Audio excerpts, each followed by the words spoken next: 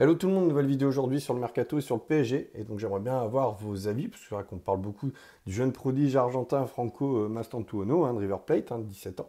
C'est vrai que c'est un super profil, hein. J'avoue, j'aime beaucoup, je pense que c'est très prometteur. Après, est-ce qu'il est déjà prêt pour intégrer un effectif comme celui du Paris Saint-Germain, qui a déjà une armada offensive XXL, enfin vraiment incroyable. Là, j'ai quand même quelques doutes, mais bon, il parle quand même de Mastantuono qui pourrait justement être transféré à Paris, être prêté dans la foulée encore pour 1 an et demi ou 2 ans en Argentine, chez lui à River Plate. Donc ça, à la limite, c'est vrai que ça peut paraître cohérent. Puis, je pense que Paris aura les moyens de le faire, même si c'est 45 millions, parce qu'aujourd'hui, ils vont pas non plus avoir besoin de dépenser pour acheter 6, 7, 8 joueurs, je pense. Ça va être un peu calme comme l'été dernier, mais ça c'est bien parce qu'au moins c'est une stabilité dans l'effectif de Paris, c'est cohérent. Donc voilà, moi je vais plutôt me concentrer sur les deux jeunes prodiges français qui sont annoncés dans le viseur du PSG depuis un moment. Et là, il y a débat.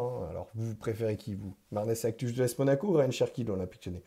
Alors, moi, je vais être honnête avec vous, à la base, j'étais Team Akiouche, quoi, à 100%.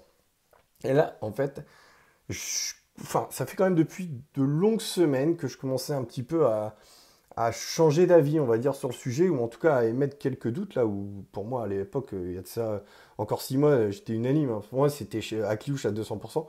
Et là, j'ai envie de dire, bah, le fait en plus qu'il soit sélectionné en équipe de France, là, appelé pour la première fois par Didier Deschamps, Cherki, bon, c'est vrai que là, ça donne encore un point en plus. Ça peut paraître symbolique, c'est pas grand-chose, mais si quand même, pour moi, ça compte. En plus, faut pas oublier que Cherki, bah, il l'a dit, c'est tous ses potes. Vous avez vu l'appel du pied qu'il a fait quand même aux dirigeants du PSG lors de la cérémonie des trophées UNFP. C'est vrai qu'on sait qu'il partage Enfin, déjà, Barcola, c'était son pote depuis le centre de formation de Lyon. Et puis, il partage le même agent que celui de Désiré Doué. Et il y en a un autre, et Ousmane Dembélé. Voilà, c'est pour ça qu'il y a des liens, un lien fort aussi entre eux. Il a quitté Faiza Lamari, comme vous savez, la mère et agent de Kylian Mbappé. Je pense que c'était plutôt elle qui avait foutu un petit peu le désordre dans les négociations. Puis tu avais Textor aussi de l'autre côté en face avec Lyon. Bon, je pense que c'était pas facile, et c'est pour ça qu'après les querelles entre Nasser, Textor. Enfin, en fait, pour moi, ce transfert était juste impossible encore en janvier dernier ou l'été dernier.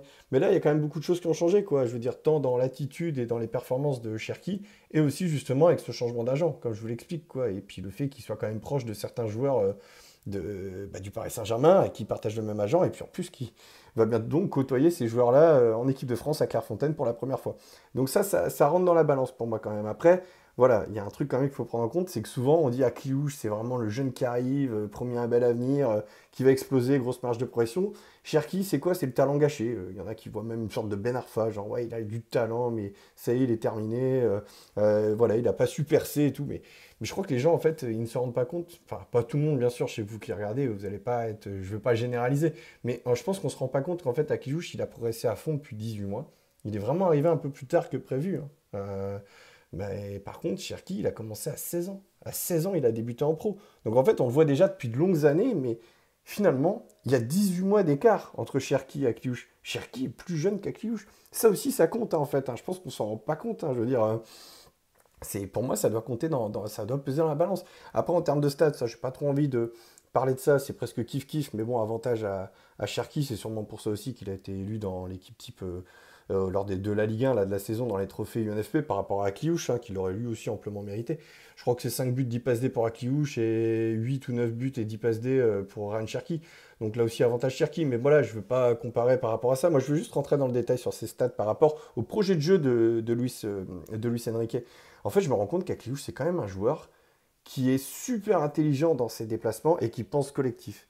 C'est un mec, en fait, il sait tellement se rendre disponible sur un terrain, il est tellement malin, en fait, dans sa façon de se déplacer, qu'il se rend la vie facile. Pour lui, le football, c'est simple, parce qu'il a un QI foot qui est, pour moi, je pense, beaucoup plus développé que celui de Cherki, sans lui faire offense, bien évidemment. C'est pour ça que lui, il peut jouer tranquille, il peut jouer facile. C'est-à-dire qu'il sait se libérer d'un marquage tranquillement, il reçoit le ballon, et ensuite, il a le temps d'exécuter, de créer, de lancer une action offensive. Et là-dessus, il peut être à la baguette, il peut être super intéressant, il peut être aussi à la finition. Voilà. Ça, il n'y a pas de doute là-dessus. Par contre, Cherki, c'est plus le mec qui va chercher à se rendre disponible pour aller tout de suite dans la provocation et chercher l'exploit individuel. C'est-à-dire, soit il va y aller par le dribble, en un contre un, ou même s'ils sont à deux sur lui, enfin lui ça lui fait pas peur, tant qu'il peut rentrer, s'approcher de la zone de vérité, de la surface de réparation, où il sait que si les mecs doivent intervenir, ils peuvent faire faute de ses pénaltys, et ça il en joue, il est très très malin sur ça. Donc s'il arrive à se rendre disponible, c'est pour tout de suite chercher à créer du danger sur un exploit individuel, ou alors pour chercher à combiner dans un petit espace avec un coéquipier, mais tout le temps toujours dans l'optique d'être à la finition, c'est-à-dire que c'est lui qui fera la passe D ou qui sera là pour conclure. Et Akliouche, non, lui, il pense vraiment collectif. C'est-à-dire qu'il soit à l'avant-dernière passe, à le passeur décisif ou à la finition, enfin lui, ce sera selon le sens du jeu. Et elle est là la différence entre les deux joueurs. C'est peut-être aussi pour ça que j'avais peut-être un faible aussi pour Akliouche, moi le collectif, tout ça, les belles valeurs, voilà. Cherki, après, voilà, hein, Akliouche nous régale aussi techniquement. Techniquement, c'est les deux joueurs sont incroyables, hein. Je veux dire, je mettrais quand même un avantage pour Cherki. Cherki, c'est parce que c'est football champagne, c'est ce qu'on adore. C'est pour ça que même pour Paris, qui a besoin de ça, je veux dire, ils ont pu de stars, entre guillemets, mais il les crée, ces stars, il les forme. Bah, c'est vrai que Cherki, ça peut être clairement ça. C'est un joueur, tu as envie de payer, en fait, pour le voir jouer. Tu as envie de payer pour aller au stade, quoi, je veux dire, pour le voir. Et ça pour moi, ça compte aussi, hein, mine de rien, dans ce nouveau projet mené par QSI. Et après, voilà, je vais quand même rentrer un peu plus dans le détail pour finir mon raisonnement. J'ai remarqué un truc chez Akliouche, c'est qu'il avait quand même énormément de difficultés avec Monaco depuis 2 saisons quand il joue face à des blocs bas. Là où Cherki, lui, que ce soit un bloc bas, que ce soit sur un compte, que ce soit sur une attaque placée, lui, ça change rien pour lui. Il sait faire ses différences, qu'il soit à 3 sur lui ou pas, voilà. Et on sait que Paris joue souvent contre des blocs bas. On les voit à Paris, ils ont une facilité à faire tourner le ballon, un peu comme une équipe de hand, en fait. Ils sont aux abords de la surface adverse, la surface adverse, ils sont dans les 20 mètres, les mecs, ils mettent le bus et eux, ils font tourner un peu comme une équipe de hand. Et d'un coup, tac, ils te trouvent le décalage, ou l'exploit individuel, ou la frappe.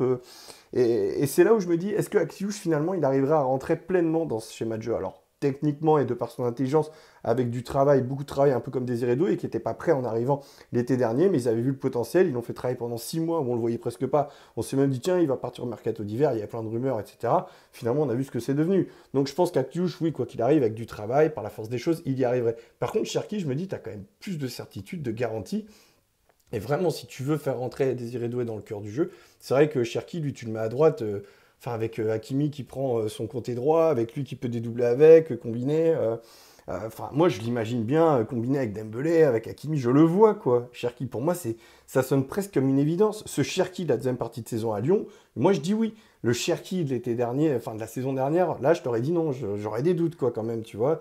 Même si j'aurais été curieux, j'aimerais le voir, quoi. Mais là, j'ai quand même plus de garanties avec Ryan Cherki, en fait, finalement, parce que lui, que tu joues face à un bloc bas ou en contre en transition rapide, peu importe, c'est quand même vraiment le joueur idéal. Et puis, il y a quand même un truc aussi qu'il faut souligner par rapport à ça avec Ryan Cherki, c'est que cette année, on dit, ouais, il a franchi un cap, il a gagné en maturité. Alors, moi, il y a quand même. Alors, oui, ça, par la force des choses, oui, il a gagné en maturité. Mais il y a quand même quelque chose qu'il faut préciser, c'est que, mine de rien, il jouait dans une équipe de Lyon qui n'était plus habitué à tout gagner, et c'était lui qui était pratiquement considéré comme le danger numéro un pour aller percuter. Enfin, chez les défenses adverses, souvent, il se retrouvait avec deux, trois mecs sur lui, et il arrivait quand même à faire des différences. Là, ce qui a changé quand même cette année avec Lyon, c'est que depuis l'année dernière, tu as Malik Fofana, qui est sur le côté gauche, tu as lui qui est à droite, et là, il y a même eu Thiago Almada, qui était en 10 aussi, ou sur un côté. Ce qui fait que le danger venait de partout à Lyon, et pas uniquement sur Cherki. Et là, pour Cherki, c'est plus facile. C'est encore plus facile pour lui, justement, de faire des stats, d'être décisif, de se montrer, d'aller percuter, parce que, justement, l'attention n'est pas centrée uniquement sur lui, en fait. Et si demain Cherki vient au PSG, mais le danger, il vient de partout à Paris, que ce soit Kvaratskhelia, Barcola à gauche, Cherki à droite, Dembélé, Hakimi qui monte, les milieux de terrain avec Ruiz, avec Vitinha, enfin, je ne vais pas tous vous les faire. Le danger, il vient de partout au PSG. Donc, un mec comme Cherki, il va dans une équipe comme Paris, mais il se régale. Il se régale, c'est sûr. Je veux dire, c'est pour ça que moi, finalement, je me dis, moi qui préfère Akliouche, et je maintiens Akliouche serait une très belle recrue hein, pour le Paris Saint-Germain. Franchement, les deux, ils sont exceptionnels. Peu importe qui signerait, tant qu'il y en a au moins un des deux, ce serait super pour Paris. Mais je me dis, j'aimerais voir Cherki finalement. Et puis, Cherki, c'est 40 millions. Akliouche, on parle de 60-70. C'est ça qui est marrant aussi pour Akliouche. Avec du recul, je me dis, pourquoi il ne marcherait pas sur les traces de Bernardo Silva, qui lui aussi s'était révélé comme le leader technique de ce grand S Monaco qui avait été champion de France en 2017, qui avait été demi-finaliste de la Ligue des Champions. Vous vous souvenez, hein, c'était avant le transfert de Mbappé au PSG justement. Et lui, il avait été où, Bernardo Silva? Ben, il avait été justement au Manchester City de Pep Guardiola. Et après, on a vu le joueur qu'il est devenu. Il s'était imposé aussi comme le leader technique justement de cette équipe avec les De Bruyne, Rodri, tout ça. Enfin, vraiment un joueur exceptionnel, Bernardo Silva. Et je me dis, bah, ça serait bien en fait qu'Akliouche il fasse un peu qu'il ait la même trajectoire. Moi, je le vois bien là-bas. Je veux dire, un joueur qui a un QI foot comme ça, avec Pep Guardiola, une équipe qui a le ballon. Enfin, je veux dire, sincèrement, honnêtement, moi, je le vois bien à Manchester City. Et là, vous allez me dire, ouais, mais bon, c'est quoi la différence finalement entre le Manchester City de Pep Guardiola et le Luis Enrique du Paris Saint-Germain? Parce que vous allez me dire, si tu le vois pas trop à Paris, pourquoi à Akliouche tu le verrais plus du coup à City? Non, parce que je pense que justement il est taillé pour le football anglais, quoi. Enfin, je suis pas surpris. D'ailleurs, on parle aussi d'Arsenal, on parle de Liverpool. Justement, enfin, c'est quelqu'un déjà qui se fait respecter dans les duels. Ça, c'est aussi une force chez lui. Et puis, c'est quelqu'un qui voit le jeu avant les autres, en fait. C'est ce que je disais. Et ça, quand tu es en première ligue, on sait qu'il y a énormément d'intensité, qu'il y a énormément de physique. Mais quand tu as cette faculté, justement, à savoir te rendre disponible et à lire le jeu avant les autres, regardez un mec comme De Bruyne, regardez Bernardo Silva, tout simplement. Lui, c'était ça aussi. Le mec, il savait quand il fallait aller percuter ou faire la bonne passe au moment. Il jouait, le mec, il avait des stats, mais à la base, il pense collectif. Il pense pas exploit individuel comme un Cherki, par exemple. De Bruyne, c'était pareil. Il pense pas exploit individuel, mais il faisait des stats aussi. Rodri, c'est pareil. Et en fait, bah, c'est pour ça que je pense à ces joueurs-là. Et moi, je vois Akliouche, je me dis, mais Akliouche, il rentre typiquement dans ce genre d'équipe, dans ce Manchester City de Pep Guardiola. Donc voilà, après, c'était une analyse. Bon, chacun aura son avis là-dessus. Vous n'êtes pas obligé de partager mes avis, mes opinions par rapport à ces deux joueurs. En tout cas, voilà, j'ai essayé vraiment de rentrer dans les détails et de donner tout ce que je pensais en fait de ces deux joueurs. Mais je le répète encore une fois, je les adore, quoi, peu importe que ce soit Kliouche ou Cherki. Mais je serais content aussi d'avoir vos avis sur ces deux joueurs et savoir qui vous verrez le mieux au Paris Saint-Germain, hein, par rapport à la patte Luis Enrique. Et si éventuellement vous voyez aussi Cherki, plutôt Cherki au Paris Saint-Germain, est-ce que pour vous, Kliouche à Manchester City, ça serait pas la bonne idée, quoi, vraiment marcher sur les traces de Bernardo Silva, quoi. Voilà. Bah écoutez, en tout cas, c'était un plaisir pour moi encore. Je vous le dis, c'est vraiment un plaisir d'échanger aussi avec vous dans les commentaires, hein, sur ma chaîne YouTube. Donc n'hésitez pas si vous avez des idées de vidéos. Voilà, je le fais avec un grand plaisir et puis c'est sympa de me donner des idées. Voilà. À très bientôt, vivons mieux, vivons le foot. Ciao les amis.